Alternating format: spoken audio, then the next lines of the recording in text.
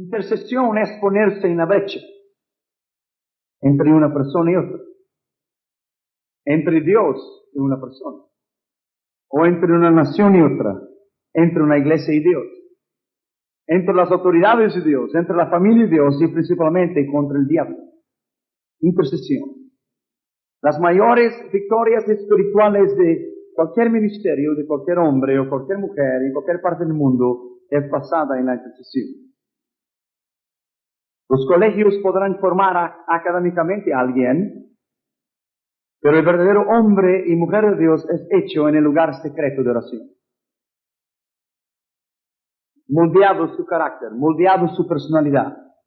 La intercesión perseverante, la intercesión que prevalece es aquella que se lucha con Dios hasta obtener la respuesta. La Biblia dice que Jacob luchó con Dios. Y Dios le cambió el nombre de Jacob para Israel. Israel quiere decir el que lucha con Dios. Él pasó la noche luchando con un ángel. Y él dijo, no te dejaré antes que yo sea bendecido. Las mayores bendiciones de tu vida espiritual, de tu ministerio, en todas las esferas de la vida cristiana deben incluir intercesión. La intercesión que prevalece es aquella intercesión de perseverancia. Que somos dispuestos a quedarnos en la brecha, a oír a Dios, y antes que Dios no nos hable, no nos levantamos.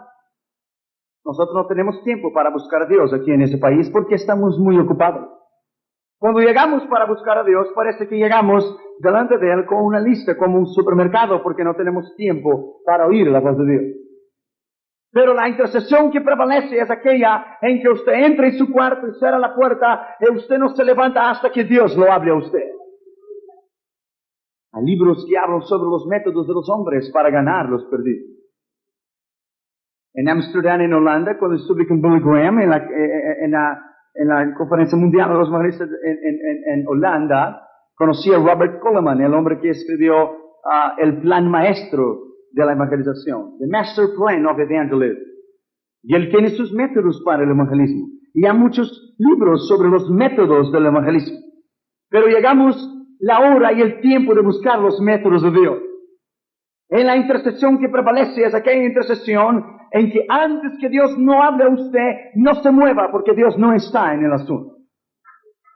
Cuando usted ora y cuando usted busca a Dios y hay una respuesta directa de Dios, un rema en griego, rema, una palabra directa de Dios, entonces muévase porque Dios está en el asunto.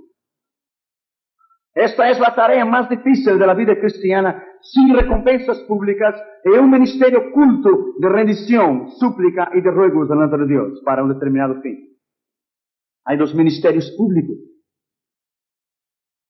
Pero los ministerios más efectivos que yo he conocido hoy son los ministerios tras la cortina. Usted no les ve, pero de día y de noche ellos están intercediendo por la iglesia. Ellos están intercediendo por las almas. Ellos están intercediendo por los ministros. Es un ministerio sin recompensa pública porque es un ministerio que solamente Dios lo conoce. El ministerio de la intercesión.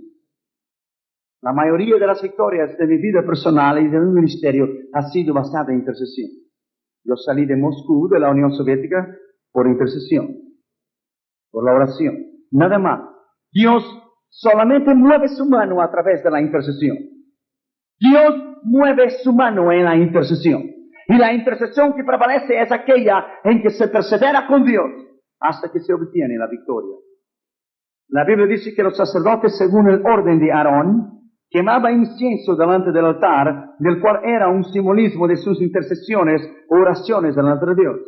Apocalipsis 1:6 dice, y nos has hecho reyes y sacerdotes para Dios. Sacerdote es aquel que quema incienso. Hebreos 5:6 dice, tú eres sacerdote para siempre, según el orden de Melquisedec. Sacerdote es aquel que quemaba incienso en el Santo de los Santos y en el Santo, en el Antiguo Testamento, cada día 10 de octubre. En el Yom Kippur Day, el día de la expiación, donde solamente el sumo sacerdote entraba una vez por año en el Santo de los Santos. Y él quemaba inciensos al Señor y él echaba la sangre sobre los muebles del utensilio. Y la intercesión subía de un olor agradable a Jehová. Israel estaba del otro lado de la cortina e Israel levantaba su mano y alababa al Señor cuando el Shenika, la gloria de Dios, descendía en el templo. Y la Biblia dice que los querubines, una ala en la extremidad hasta la derecha y hasta la izquierda, empezaban a temblar y a hacer tilín, tilín, tilín.